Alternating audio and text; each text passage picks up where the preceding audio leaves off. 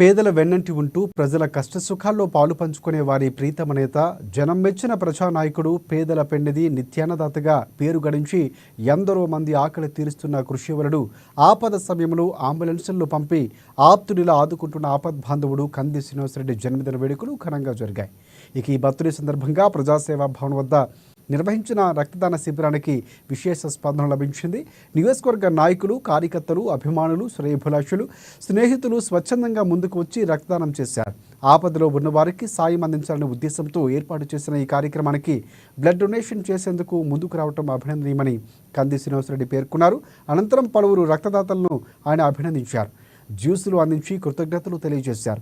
ఇటువంటి మంచి పనిలో భాగస్వాములైన ప్రతి ఒక్కరికి హృదయపూర్వకంగా ధన్యవాదాలు తెలియజేశారు కేఎస్ఆర్.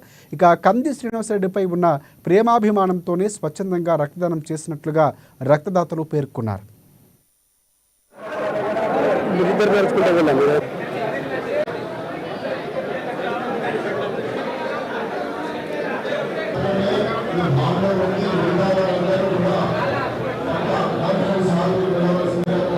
బ్లడ్ డొనేషన్ చేశారు.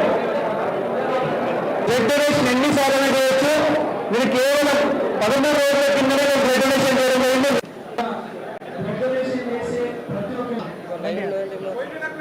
మధ్యలో